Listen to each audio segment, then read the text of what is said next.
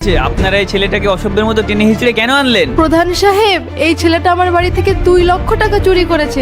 আপনি এর ন্যায় বিচার করে আমার টাকাটা ফেরত দেওয়ার ব্যবস্থা করুন। এখানে সবার ন্যায় বিচারই হয়। যদি এ সত্যিই চুরি করে থাকে তাহলে একেও শাস্তি পেতে হবে। বলুন কিভাবে চুরি হলো আপনার বাড়িতে? প্রধান সাহেব, আমি রান্না করছিলাম, হঠাৎ লবণের কৌটো খুলে দেখি লবণ শেষ হয়ে গিয়েছে। আমি তাড়াতাড়ি করে ঘরের দরজা খোলা রেখেই লবণ আনতে চলে গিয়েছিলাম। ফিরে আসার সময় দেখলাম আমার বাড়ির সামনে দিয়ে তাড়াতাড়ি হেঁটে চলে যাচ্ছে।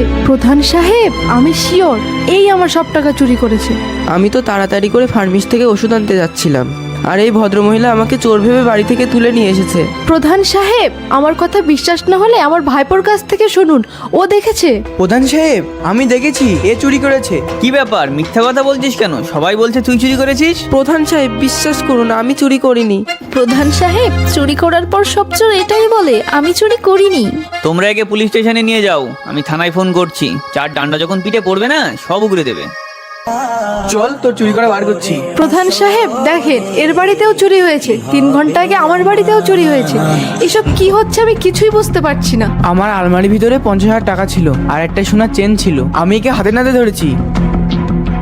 এই যে সোনার চেন আর এই 50,000 টাকা। কেন চুরি করেছিস বল? আমি চুরি করে সংসার চালাই, যখন ধরা পড়েই গিয়েছি তাহলে আরেকটা সত্যি কথা বলেই দিই। 3 ঘন্টা আগে এনাদের বাড়িতে যে চুরিটা হয়েছিল সেটা আমিই করেছিলাম। প্রধান সাহেব, তাহলে আমি যাকে ধরে এনেছিলাম তিনি নিরপরাধ ছিলেন? এখনই যাও, ওনাকে জেল থেকে ছাড়িয়ে নিয়ে আসো আর একে জেলে দিয়ে আসো।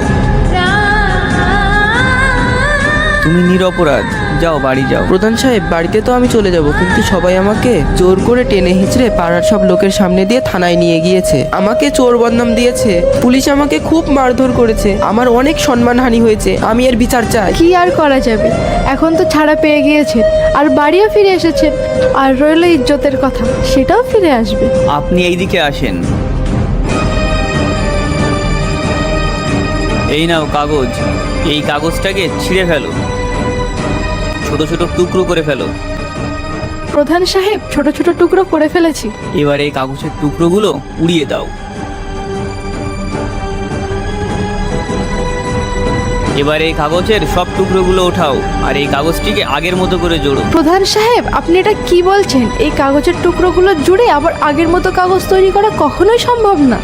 যেমন এই কাগজটা আর আগের মতো হতে পারবে না, এর পুরনো রূপ যেমন আর ফিরে আসবে না, ঠিক তেমনই এই লোকটারও হারানো সম্মান ফিরিয়ে আনা সম্ভব নয়।